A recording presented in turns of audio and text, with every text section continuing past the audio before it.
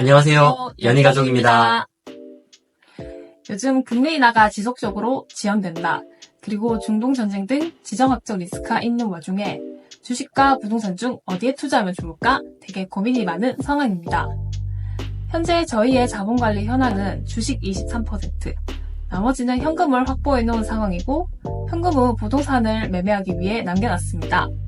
현재 상황을 잘 판단해서 이 돈을 잘 써야 하지 않을까라는 고민 중에 있습니다. 우선 현재 23%로 운영 중인 주식 비중을 일부 늘리자라는 방향으로 검토를 하고 있습니다. 저희는 우상향하는 미국 주식에 투자하고 있고 장기 투자를 지향하기 때문에 박스권 형태의 국내장보다 우상향 중인 미국장에 더욱 관심이 많습니다.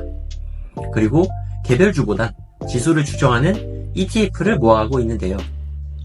최근 파월 연준 의장께서 올해 금리 인하에 대한 기대감을 한풀 꺾어놨습니다. 올해 초까지만 해도 3차례 이상 금리를 인하할 것 같더니 요즘은 한두 차례 혹은 보합까지 될 수 있다고 하네요. 화면을 보시면 소비자 물가지수가 올해 3월부터 지속적으로 상승을 하고 있죠. 사실 파월 연준 의장께서 금리를 인상하는 이유는 단연코 물가 상승 때문이었는데 이 부분이 해결되지 못한다면 금리를 내릴 명분이 없어지는 거죠. 그거랑 플러스로 중동전쟁 우려까지 더해져 증시가 많이 조정받고 있습니다. 전 이걸 좋은 기회라 보고 있거든요. 특히 우상향하는 미증시에 대한 신뢰가 있기 때문에 저로의 찬스로 보고 있습니다. 나스닥 100 지수를 보시면 60일 이동평균선이 뚫렸습니다. 그런데 최근 수개월 동안 이어진 강한 상승장에선 20일선도 뚫린 적이 없었는데 기업의 실적과는 별개로 다른 이슈들로 인해 조정을 받고 있다? 이것은 좋은 기회로 봐야 될 것 같습니다. 결국 지금 우리는 주식을 좋은 기회로 보고 있고 다만 주식에만 자산을 몰빵하기보단 부동산과 주식을 적절한 비율로 운영하는 게 좋을 것 같다는 판단입니다. 그래서 현 시점의 부동산 현황도 봐야 할 것 같습니다. KB부동산에서 제공하는 매매 증감표 및 매수자, 매도자 지수를 보겠습니다. 우선 23년부터 쭉 보게 되면 짙은 능력 표시가 된 곳은 없습니다. 이 말은 즉 크게 상승하거나 하락하지 않았다는 것인데요.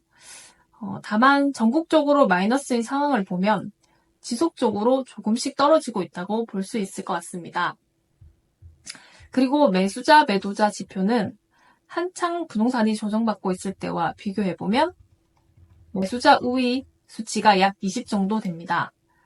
100을 초과하면 매수자가 많다를 의미하는데 오히려 0에 가깝기 때문에 매수자가 우위라는 뜻이며 한창 부동산이 조정받을 당시와 비슷한 수치라고 해석하면 될 것 같습니다.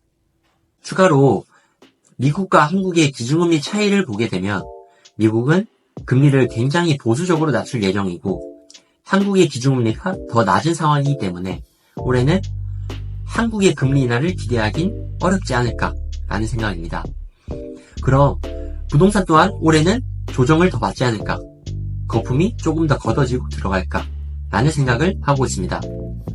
그래서 저희는 올해 10월에 아기가 태어나면 신생아 특례 대출을 활용하여 매매 타이밍을 볼까 합니다. 특히 저희가 관심 있게 보고 있는 수원 아파트를 볼게요. 아기를 키우는 건 직장을 고려했을 때 가장 합리적인 곳이라 유심히 보고 있는데요. 제 반등을 하는 것 같지만 한풀 꺾인 모습도 보이거든요. 가장 크게 조정을 받았을 때 가격인 6억 중반 정도를 타겟으로 생각하고 있고 꾸준히 모니터링을 하고 있습니다. 네, 그래서 이번 주제의 결론을 짓자면 첫 번째, 부동산과 주식으로 자산 배분을 적절히 하는 것이 중요한 것 같고 두 번째, 부동산 매매가의 30% 정도는 현금 확보를 해놓자. 마지막으로 나머지 잉여 현금으로 미국 주식 조정장을 잘 활용해보자입니다. 부자가 될 때까지 그리고 경제적 자유를 얻을 때까지 열심히 살겠습니다. 화이팅! 화이팅!